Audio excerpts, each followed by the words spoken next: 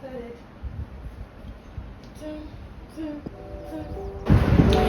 Hey guys, welcome to our channel, and this is our maiden edition. I'm Barrister Ifama, you can call me Omam. And Please, this is not a law court. Omam is sex chatting while we're trying to make a video. Our first video. there is no proof to that.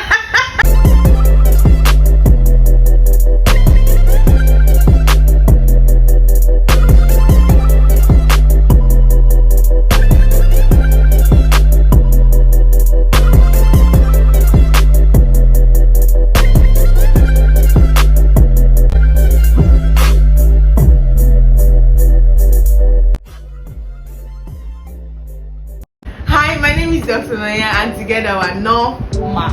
I call it Norma. Exactly. So very easy to catch on. I'm a doctor, she's a barrister, and today we're going to be doing our very first video. This just started as an idea, like, okay, so we do the sleepovers where we talk about really cute things, and then we just thought, okay, this would be a nice thing to just document along the way. Yes. Maybe at the end of the day, if you near our children will watch them. I'm also quarrel level, but that's fine. We're still friends because we tell ourselves the truth. Today we're going to be talking about love, forgiveness, and letting go. Yeah. Okay, so Oma, I understand. Now lie, don't let that smile fool you. Oh, it's so cute. So I understand that as a barrister you see a lot of criminals, a lot of law gonza situations.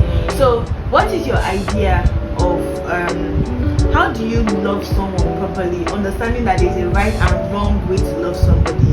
How do you say, okay, this person loves this person properly? Well, loving someone starts with loving yourself, because I believe the Bible even says love one another as you love yourself. So you can't give what you don't have. You can't place something on anything and expect it to stand. You should have love in order to love another person, and because when you don't have that love, you tend to be toxic.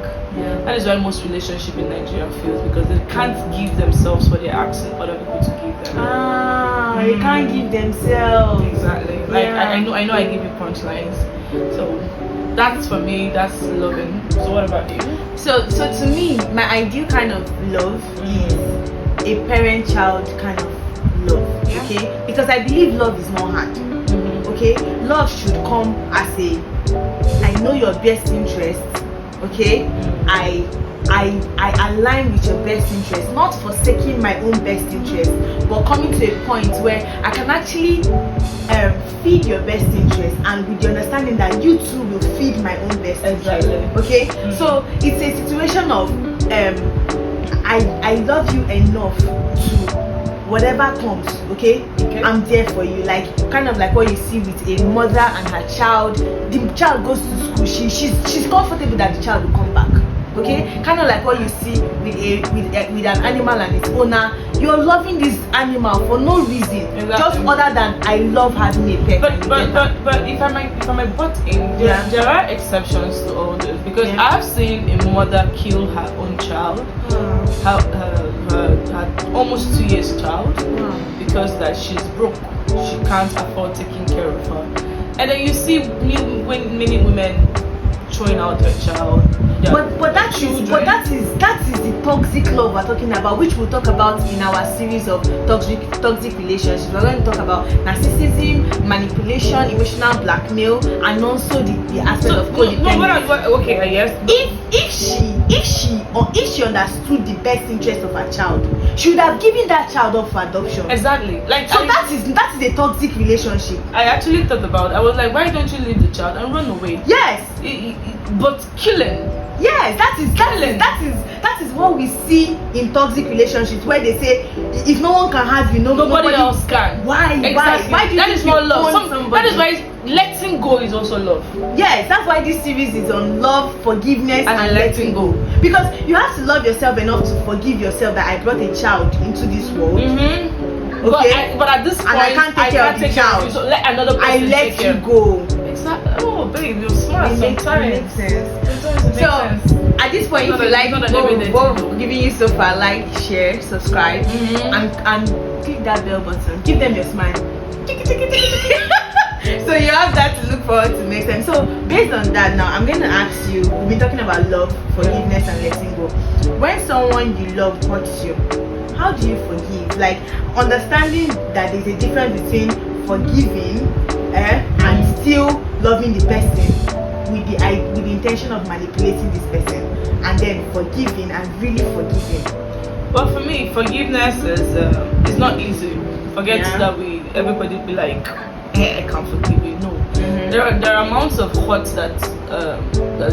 there's an amount of hurt that somebody will give to you or met out to you, and you can't seem to forgive the person. So for me, how I normally do mine is that I forgive me, like, because the first thing that happens when hurt comes in is you start regretting. Why did you even put yourself in such a vulnerable state?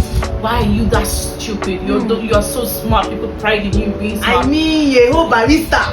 Yeah, not be the one where they serve coffee. But that one's fine, so like the first thing I do is to forgive my stupidity. And when I can forgive my stupidity, I can't forgive the person. And then when I forgive you, I refuse to be manipulated. Manipulated means that if I see you you're a chronic offender, or you do this, or you derive joy in doing this, or you just can't stop, or you want to put me in a domineering situation to tell me you own me, and I'm like, hello.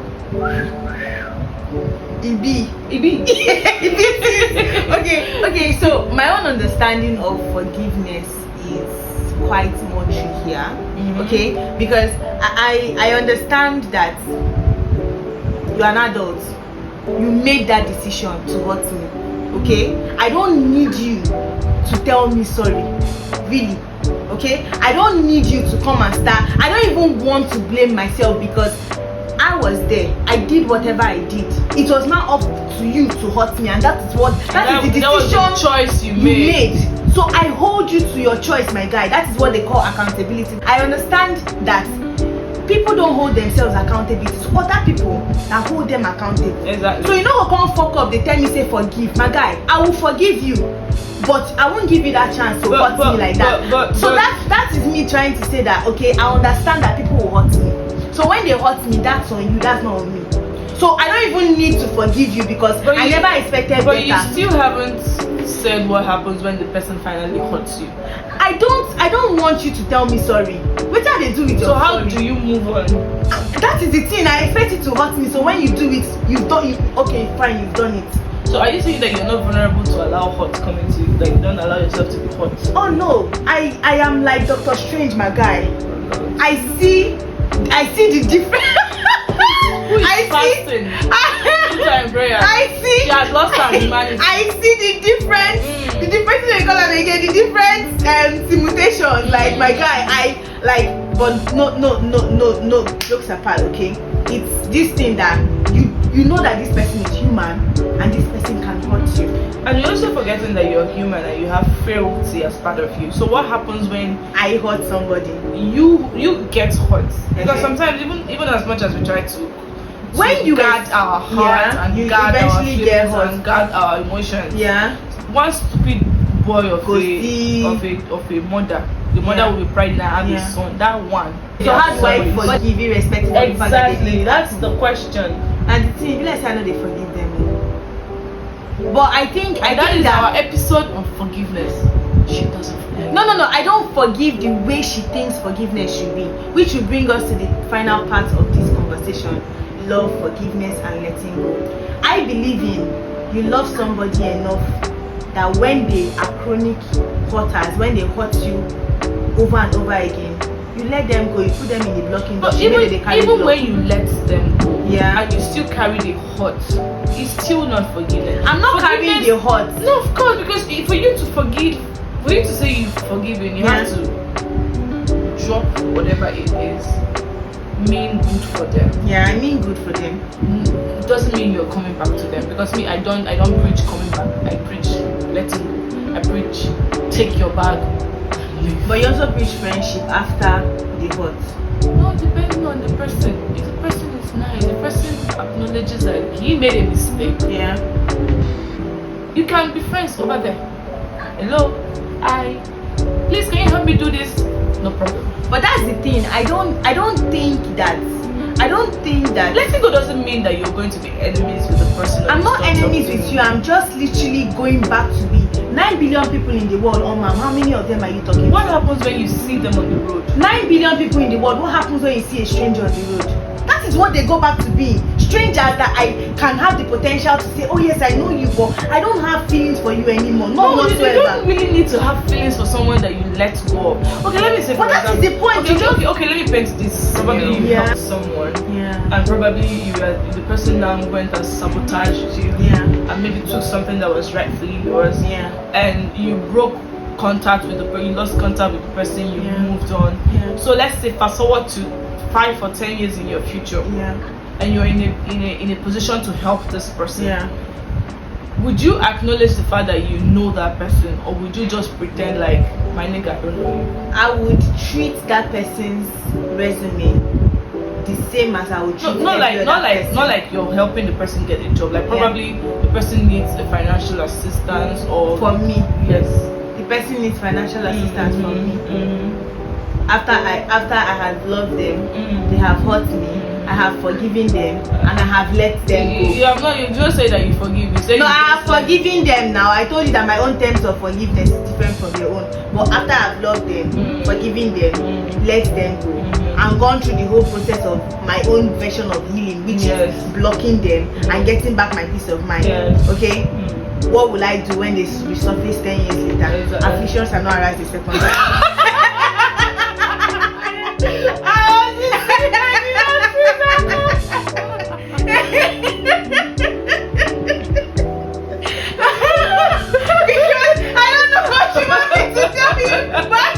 Why would they come back? How did they find their way to me? You're in the plot industry. Your family, your friends. How did you find your way to my corner? Well, if you're like my friends,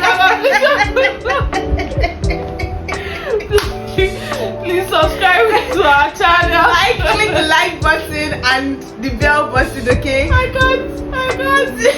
So my friend over here, so what will you do? You will do what?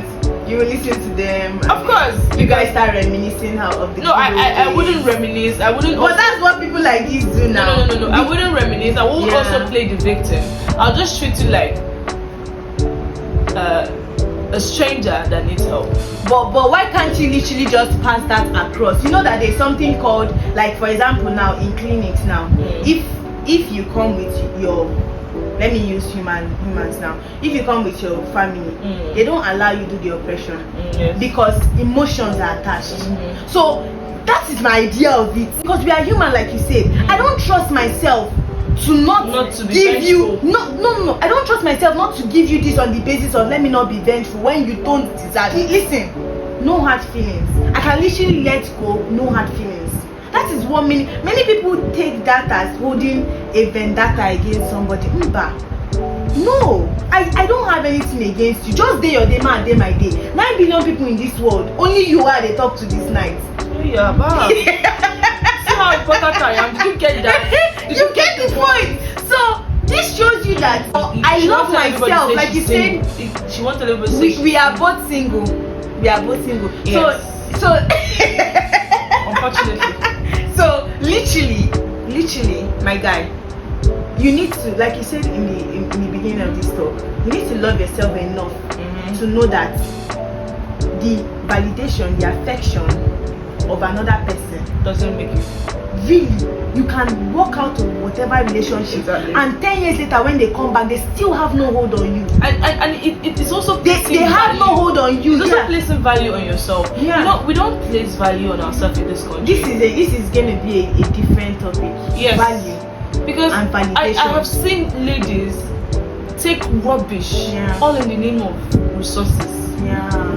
Yeah, and all in the name of let me not have a bad name. Exactly. Because these men have literally, they have a hold on them. Objectified us. Yes, they have a hold on us. They have given us a script to write, to play out. If you say I no help you, they'll not be so now because of that thing. What do you? Oga, no, I don't want to help you. This I don't want to help you. Exactly. You don't have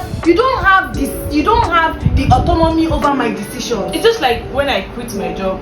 I was talking with a colleague, a friend of mine, and when she gave me her whole scenarios, I was like, you did not place value on yourself. My guy, And when you talk that kind of thing, girls will deny it. And she agreed. No. She's matured enough. She said she knew she wasn't placing value on herself. And when she had it up to here, I said, you don't need to have it up to here. My own, it was just this. I think it was the second strike. Yeah. And I'm like, I'm done. Nicole, when people show you who they are, that's who they are. That's who they are. They're not going calm. to change. Yeah. See, like my friend, I'm learning how not to expect anything from anybody. Stay jiggy, my guy. But I'm still human, and I expect you to like our channel, subscribe, share, and put on the bell button. You know that. Okay. On this note, before my girlfriend will start emotionally blackmailing you, That's bye. Until next time, we are normal. On the normal.